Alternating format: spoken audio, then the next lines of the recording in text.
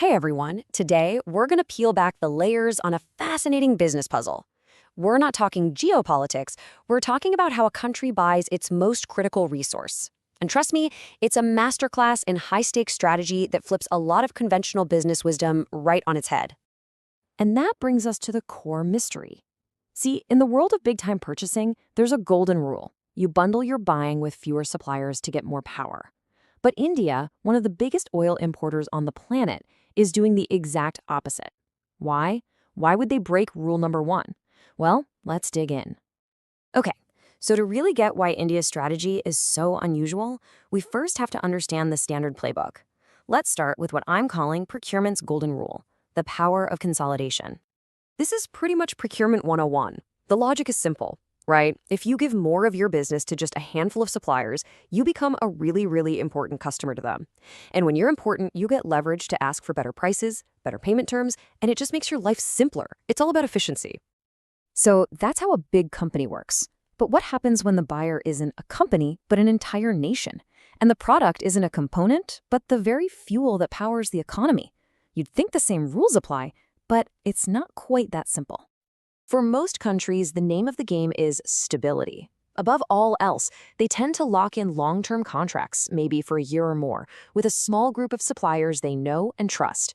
The goal here isn't to be a day trader chasing the lowest price every single day. The goal is to guarantee a predictable, reliable flow of energy, period. And this is where the story gets really good, because India looks at that traditional, stable model and decides to play a completely different game. They are the anomaly here. I mean, just look at this. They're still buying from their longtime partners in the Middle East, of course, but they've also deliberately spread their shopping cart all across the globe. Russia, Africa, Latin America, you name it. This isn't just happening by accident. This is intentional diversification on a massive scale. And there's a real method to this madness. You can think of it as a three-layer strategy. At the bottom, you've got the base load. These are those stable, long-term contracts that guarantee the lights stay on. Then, they use the daily spot market for flexibility to top up or scale back as needed. And then the exciting part, opportunity. When a good deal pops up, like discounted crude, they're ready to pounce. So, the big question is, why? Why add all this complexity? Why not just find the biggest, cheapest supplier and lock them in? Well, it all comes down to the fact that they are optimizing for something completely different. And this right here is the key to the whole puzzle. For a normal company, the goal is optimizing for cost, squeezing every last penny out of a deal. But for a country buying energy, the number one goal is optimizing for risk. It's not about getting the absolute rock bottom price. It's about guaranteeing supply no matter what happens in the world. Security trumps everything. This quote just says it all, doesn't it? You can't just switch to a different kind of oil tomorrow. It is the literal lifeblood of a modern economy. And when something is that mission critical, you simply cannot afford to put all your eggs in one basket. You have to build in resilience.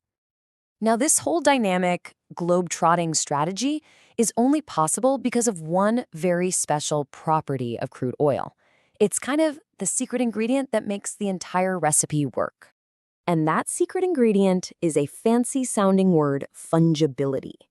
All it means is that one barrel of a certain grade of crude oil is basically the same as another barrel of that same grade, no matter who you buy it from. They're interchangeable. And that little fact is a complete game changer. Think about it. It's pretty easy to swap from one oil seller to another. But now, imagine trying to swap out the custom software that runs your entire company, or a highly specialized machine on your assembly line. The cost of switching would be astronomical. That's why this strategy works for oil, but would be a total disaster for something like iPhones. So we know they're focused on resilience and flexibility. It's pretty clear these multi-billion-dollar deals aren't just about finding the lowest bidder. So how on earth do they actually get made? First things first, we've got to bust a common myth. This isn't like buying office supplies.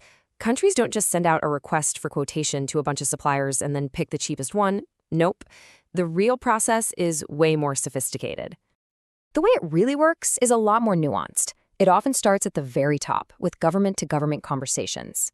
And get this, they don't even agree on a fixed price. Instead, they negotiate a pricing formula that's tied to a global benchmark. Then, they hammer out all the other crucial details like shipping, insurance, and payment term. And that really is the key insight. They're not negotiating one transaction at a time. They are managing a portfolio of supply options. Just like an investment manager, they're constantly balancing their safe, long-term holdings with short-term opportunities to manage both risk and cost. All right, let's bring it all home. What's the big lesson we can take away from all of this? What does India's strategy teach us about how to buy the things that truly matter? Well, it teaches us that for the really important stuff, having options can be way more valuable than having brute force buying power. It shows that diversifying your risk is often a much smarter strategy than just hunting for the lowest price. And it proves that true high-level negotiation is about building a flexible, resilient system, not just haggling over a number. And that leaves us with a final thought to chew on.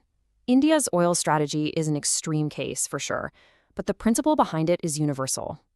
In a world that seems more unpredictable by the day, it forces us all to ask, when is being resilient more valuable than being efficient? That's a question every business, and maybe every one of us, needs to think about. Thanks for watching.